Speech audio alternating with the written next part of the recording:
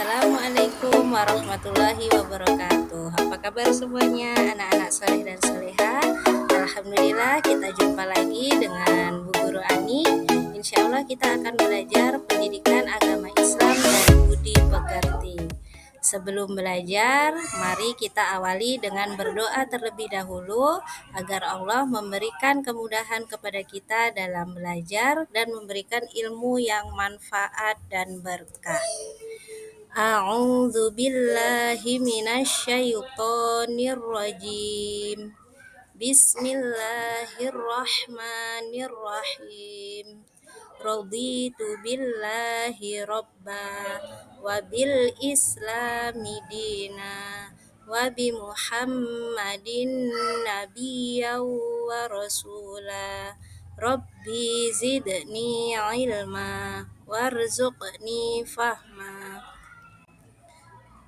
Ya, sekarang kita akan belajar di bab 1, belajar membaca Al-Quran. Membaca surah An-Nas. Kalian masih ingat di kelas 1 kita sudah belajar. Al-Quran adalah kitab suci umat Islam yang berisi petunjuk dari Allah Subhanahu wa Ta'ala. Orang yang membaca Al-Quran akan mendapat pahala dari Allah.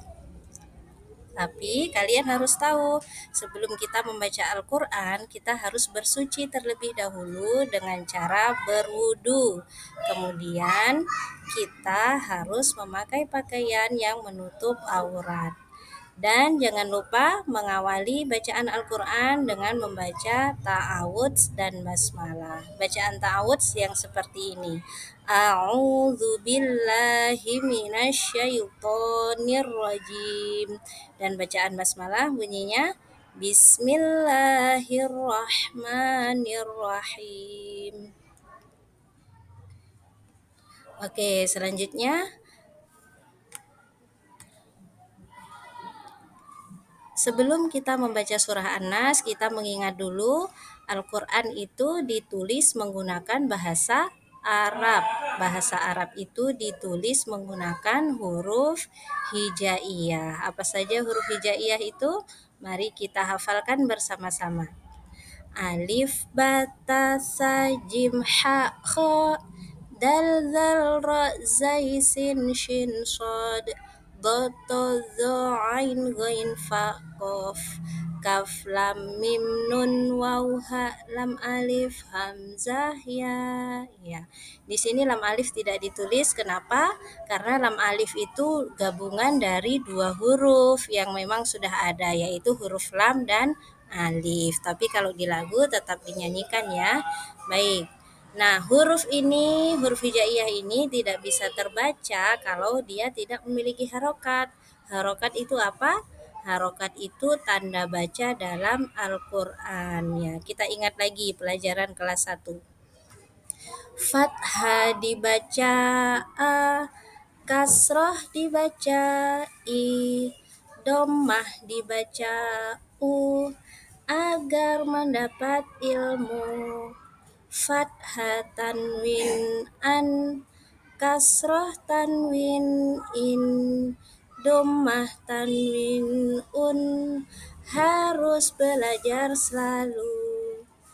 Tasjid dibaca rangkap, sukun dibaca mati. Kenalilah semua agar berhati-hati. Ya, kenapa kita harus berhati-hati dalam membaca Al-Quran? Karena kalau kita salah mengucapkan yang harusnya fathah dibaca dhammah atau harusnya kasroh dibaca fathah, itu akan mempengaruhi artinya akan berubah tidak sesuai yang dikehendaki Allah. Makanya harus semangat belajar membaca Al-Quran. Baik, sekarang kita akan belajar membaca Al-Quran bersama-sama. Kita awali dengan ta'awudz dan basmalah. A'udzu billahi minasyaitonir rajim.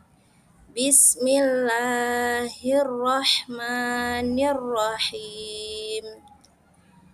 Qul a'udzu birabbin nas, malikin nas, ilahin nas, min syarril waswasil khannas,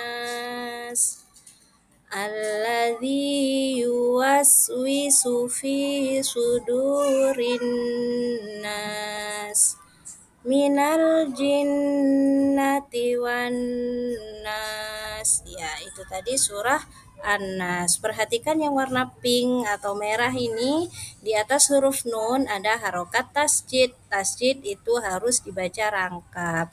Dan nun ini dia punya sifat gunnah. Gunnah itu artinya dengung. Jadi harus ditahan lebih lama.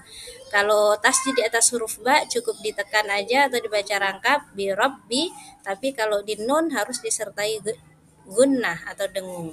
Qul a'udzu birabbin nas, seperti itu ya. Kemudian perhatikan di ayat pertama di atas huruf ain ini ada harokat dummah. Dummah itu dibaca u, waw sukun juga dibaca u. Ada dua u, makanya harus dibaca panjang dua harokat. Kemudian di atas huruf lam ini ada alif kecil. Nah, ya kalau seperti ini harus dibaca panjang juga dua harokat. Kemudian ada lagi yang harus dibaca panjang. Ini ada harokat fathah. Kalau fathah di depannya ada alif, alifnya tidak ada harokatnya, maka harus dibaca panjang dua harokat. Kemudian di ayat ke-5 ada kasroh di bawah zal bertemu dengan ya sukun. Ini juga harus dibaca panjang dua harokat.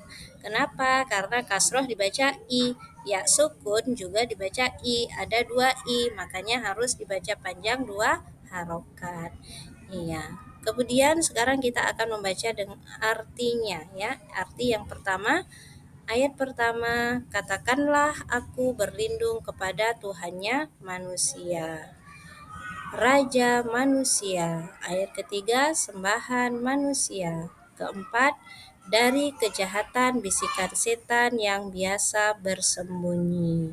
5, yang membisikkan kejahatan ke dalam dada manusia. 6, dari golongan jin dan manusia. Oke. Nah, kita tadi sudah membaca surah An-Nas bersama-sama. Alhamdulillah, semoga bacaan kita mendapat pahala dari Allah Subhanahu wa taala. Nah, sekarang di bagian B kita akan belajar menghafal surah An-Nas. Bagaimana ya caranya supaya kita bisa hafal surah An-Nas? Nah, caranya kita harus membacanya berulang-ulang. Karena kalau hanya 1-2 kali saja belum bisa, makanya harus diulang, lebih banyak lebih baik.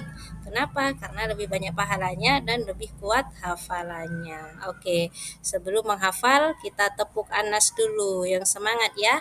Tepuk Anas. Nama surah Anas. Artinya manusia. Jumlah ayat ada 6. Diturunkan di Mekah, dibaca saat sholat dan mengaji. Ya, ayo semangat menghafal surah An-Nas, harus dibaca berulang-ulang. Insya Allah nanti Bu Guru akan kirim video surah An-Nas diulang 10 kali. Kalian sering putar di rumah ya, dan dengarkan juga ikuti supaya cepat hafal. Alhamdulillah, sekarang kita masuk di bagian C, pesan pokok surah An-Nas. Surah An-Nas itu isinya apa sih? Nah, surah An-Nas menjelaskan bahwa Allah Subhanahu wa taala melindungi. Allah Subhanahu wa taala memerintahkan manusia berlindung kepadanya. Jadi, kita harus berdoa kepada Allah agar Allah melindungi kita dari gangguan jin dan manusia. Kalau kita merasa takut, kita cemas, kita harus berdoa kepada Allah. Atau kita menginginkan sesuatu, kita berdoa kepada Allah. Ya. Jangan lupa bersyukur jika doa kita dikabulkan. Bersyukur dengan mengucapkan Alhamdulillah. Oke, berikutnya kita masuk di latihan soal. Kenapa kita harus berlatih menjawab soal? Yang pertama, supaya kalian lebih lancar lagi membacanya. Yang kedua, supaya kalian bisa memahami apa yang sudah kalian baca atau kita pelajari hari ini. Anak-anak hebat, anak-anak soleh dan soleha, semangat ya. Dibaca soalnya dan dijawab dengan baik dan benar. Terima kasih yang sudah menyelesaikan soal di kelas hari ini. Yang belum dikerjakan ya. Sampai di sini pertemuan kita hari ini. Jangan lupa selalu mengawali aktivitas kita dengan basmalah dan menutupnya dengan hamdalah agar semua aktivitas kita bernilai ibadah dan mendapat berkah. Assalamualaikum warahmatullahi wabarakatuh.